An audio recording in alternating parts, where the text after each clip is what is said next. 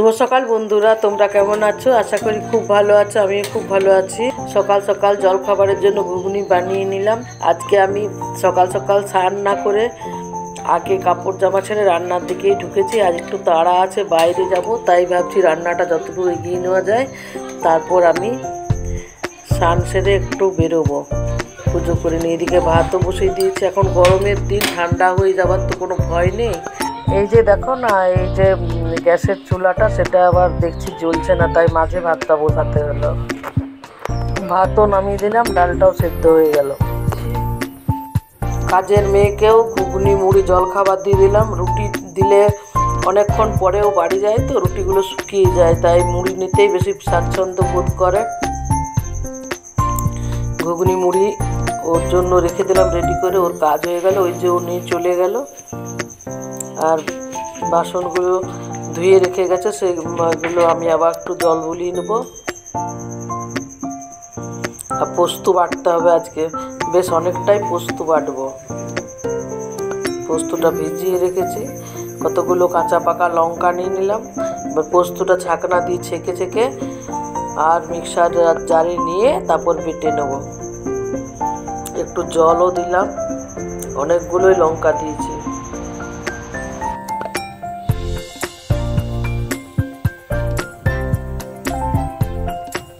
পোস্তটা বাটা হয়ে গেল, অনেকটা পোস্ত বাটলাম।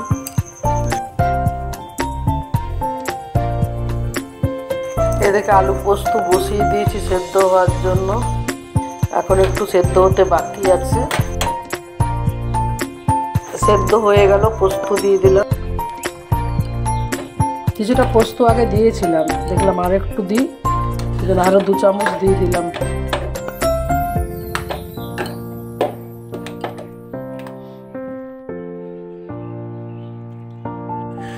দইটা বের করে রাখলাম, ঠান্ডাটা খেতে পারে না, সেই জন্য কাপড় ছেড়ে রান্না বসিয়ে দিয়েছি। আজ পুজো করতে একটু দেরি হবে। জল একবার এসছিল, এখন আসতে জল বন্ধ। এই যে বলতে বলতে এসে গেছে।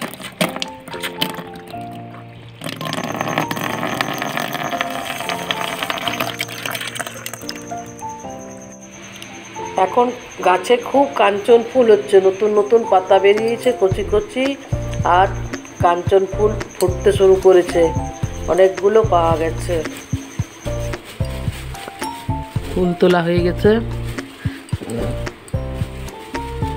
আমার অনেক ফুল লাগে, সব ঠাকুরকে ভালো করে না দিলে আমার হয় না। সেই জন্যই তো এত এত ফুলের গাছ লাগিয়েছি।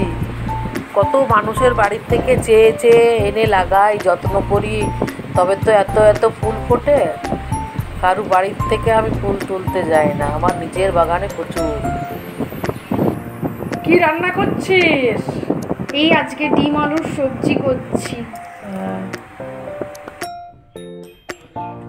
যা গরম, আমি আর রান্না করছি না, মেয়েকে ছেড়ে দিলাম, মেয়ে রান্না করো। মেয়ে বললো তুমি আরাম করো, ফ্যানে বসো, আমি রান্না করছি।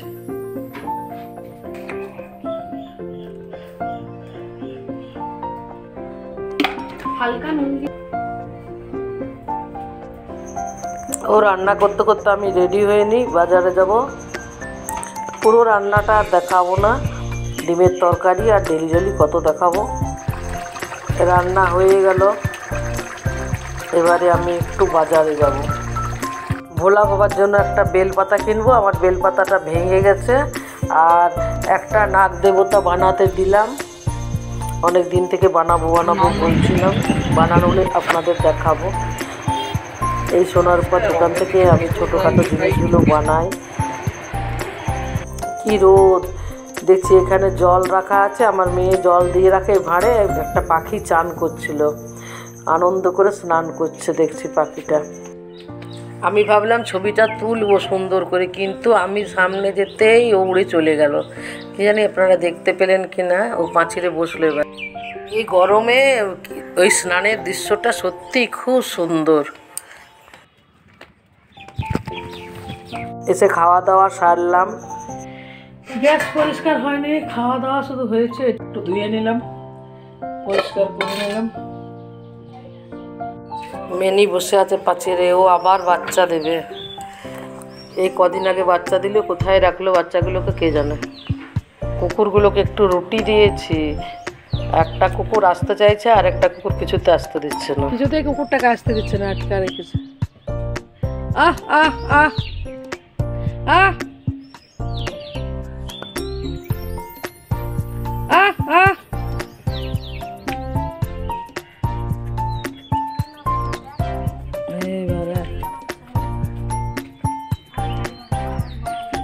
এটা আটকে রেখেছিল, এইটা এমনিতে আসে না, হিংসাতে আসলো। আমার ছোট মেয়ে আমার খুব সেবা করে, ঘুম থেকে উঠতে উঠতে দেখছো বেলের শরবত হাজির।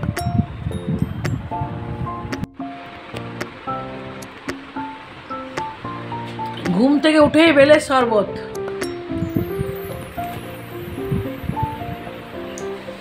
এই সবে ঘুম থেকে উঠেছি, রেডি হচ্ছে, মেয়ে বেলের শরবত দিল। ভালো হয়েছে? খেয়ে কিন্তু ভালো বলতে হবে, না বললে মুশকিল। নেমতপুর গেছিলাম, নেমতপুর থেকে এলাম বাজার থেকে। এবার একটা নতুন বউ দেখতে যাচ্ছি, সেদিনকে দেখা হয়নি ঝড় বৃষ্টির ইয়েতে। চলো দেখতে যাবো।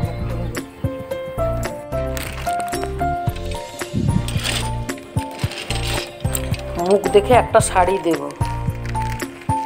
আমাদের পাশের ঘর।